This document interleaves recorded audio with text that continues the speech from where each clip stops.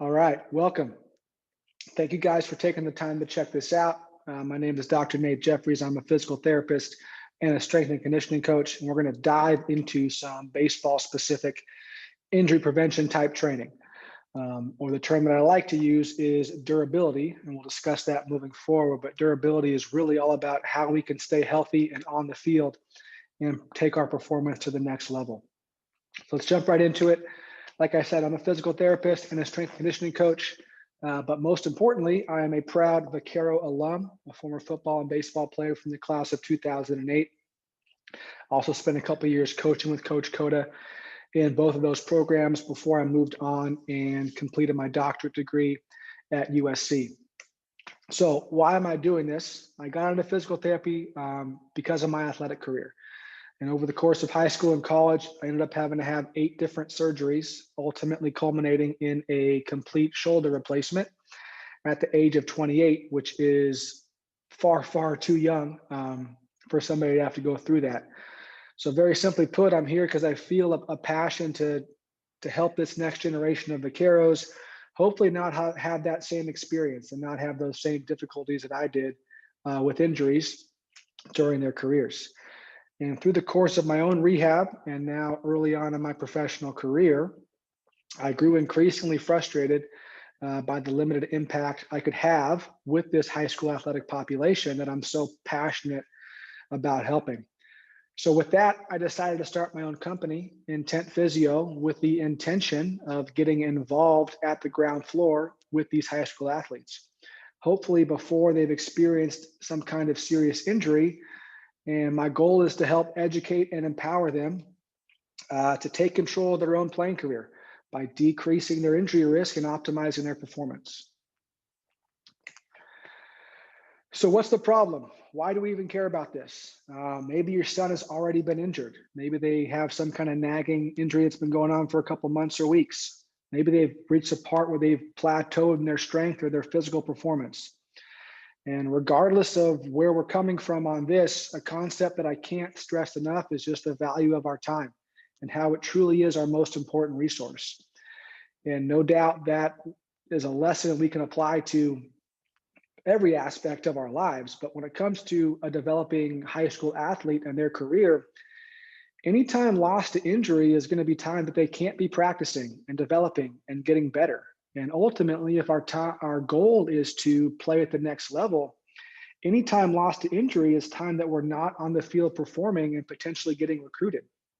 And you think about in this hyper competitive space of trying to play college baseball, if your competition is healthy and performing and getting noticed, but you're stuck on the sideline, what kind of gap is going to start to develop between you two?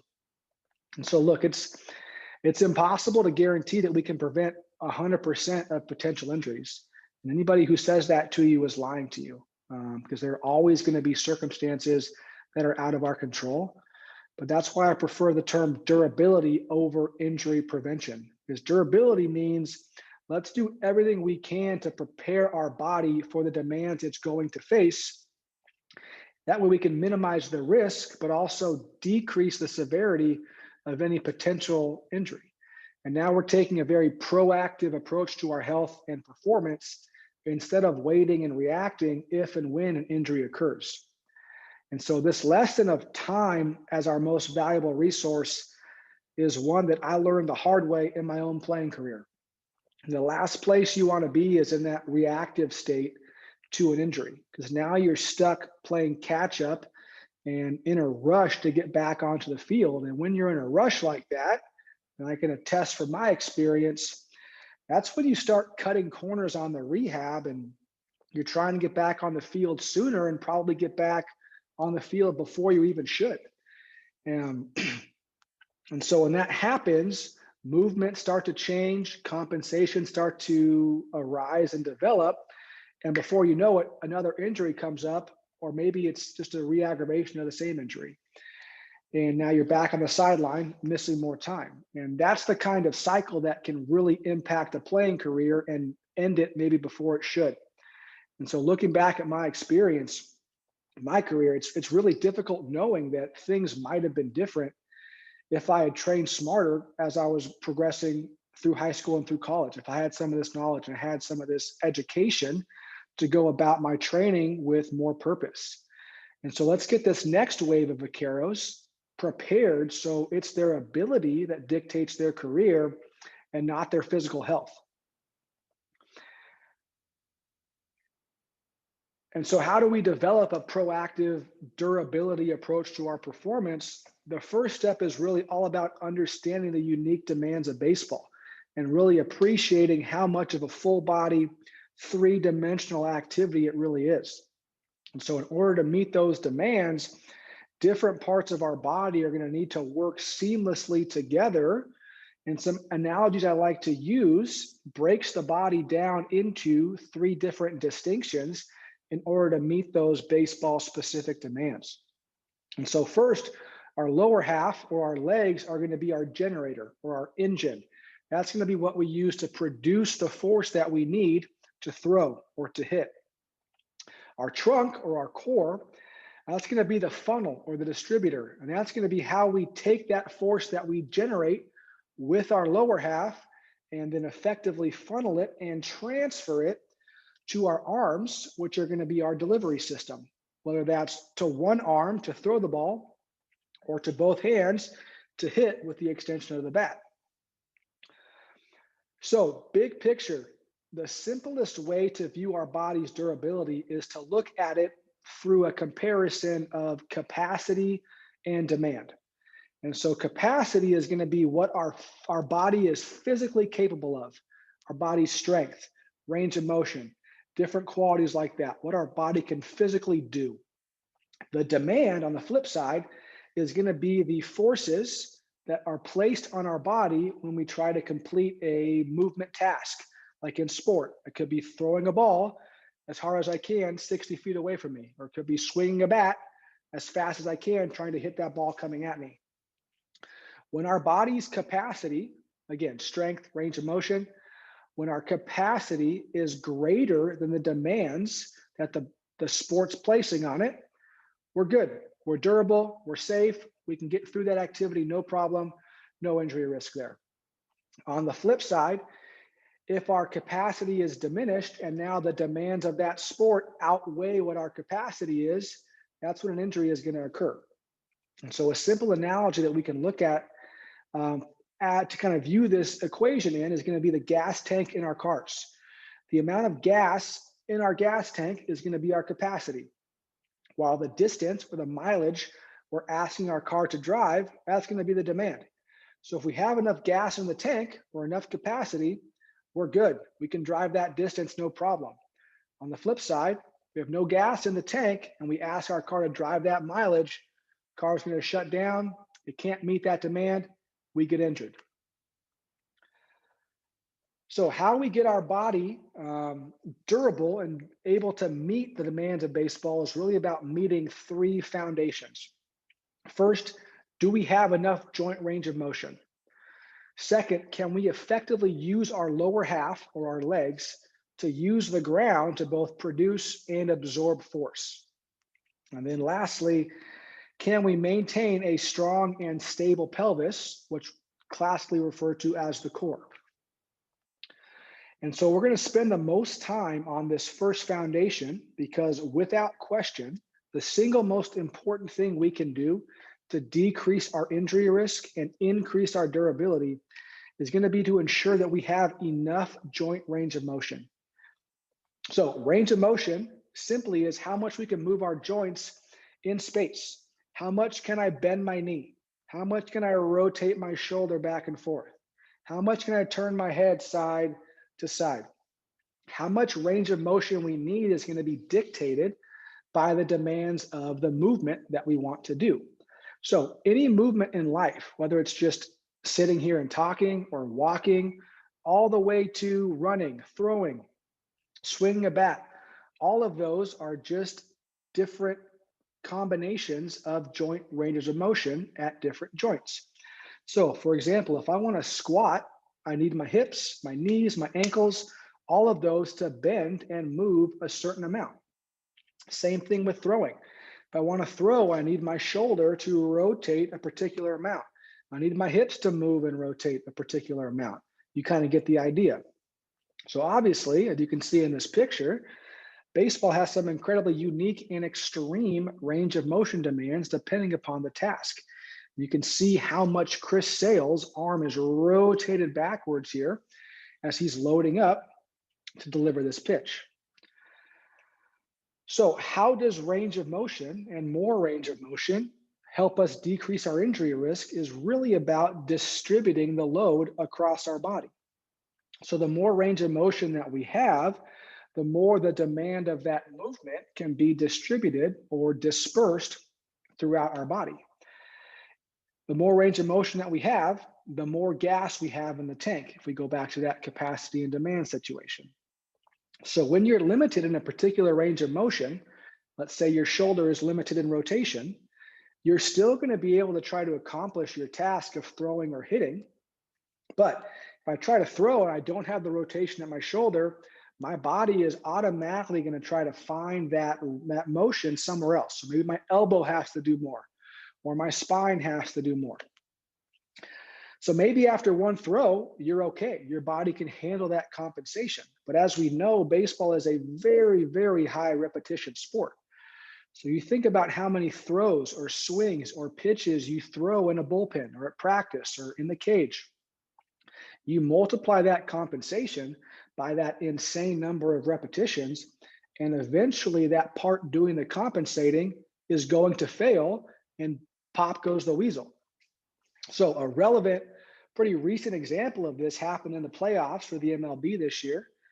A guy named Adam Duvall for the Atlanta Braves. I don't know him, never assessed him. I can't say this is exactly what happened, but this video really illustrates this previous slide of distributing the load very well. And so like we said, swinging a bat is just a movement task. It requires a certain amount of range of motion at the hips, at the spine, at the shoulders, etc. So you can see as he takes his swing here,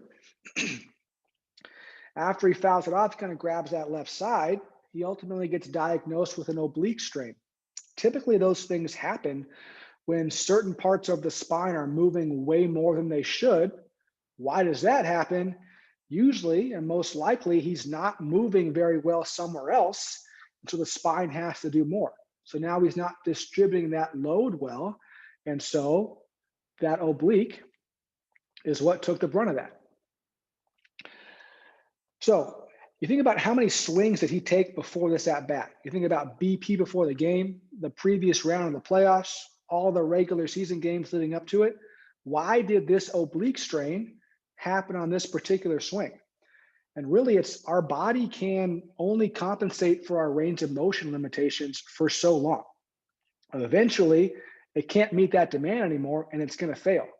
And we talked about losing time earlier. I mean, this was in, I think, top of the second inning, game one of the NLCS. I mean, the next round is the World Series. He gets hurt. He misses the rest of the series. His team ultimately ends up losing in 7 games. And now he misses out on the chance to go to the World Series. You know, who knows if he's ever going to get the chance to get back on that stage in his career ever again. And so quickly, we'll touch on these last 2 foundations. First is going to be how well we use the ground. And so our lower half or our legs and the ability for them to use the ground to both produce and absorb force is critical. So a nice analogy here is our house is only as good as the foundation. It doesn't matter how nice that kitchen remodel looks. If our house has a poor foundation, it's sliding down the hill. It's the same thing here with our movement in baseball.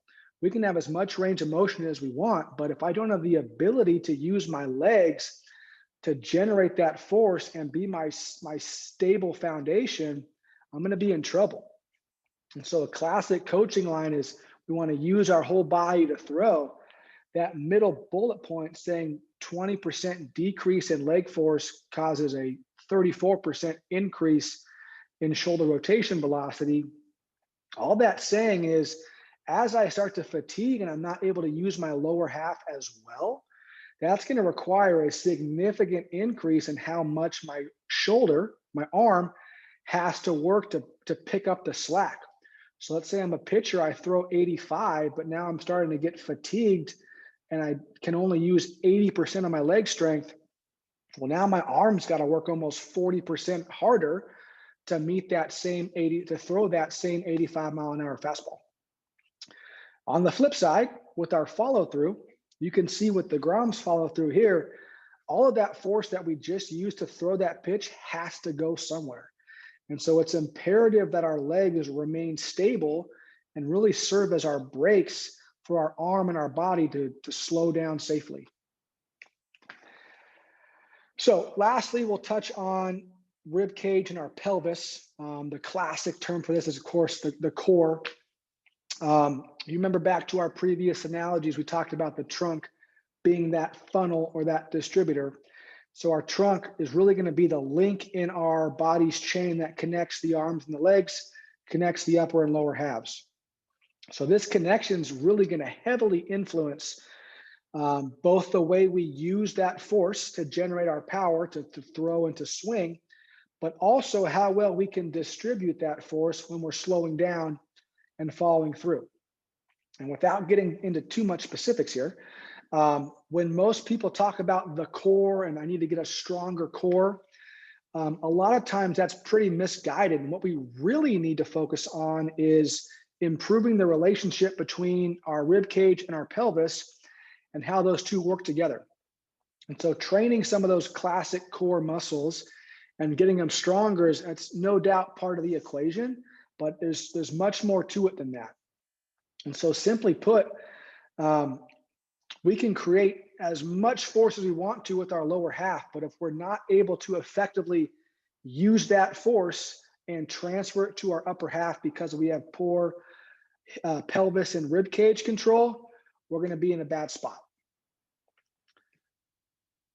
So like we touched on a little bit earlier, baseball is a very, very high repetition sport, and it's crucial that we appreciate and respect the impact that that cumulative effect can have of all those reps can have on our body.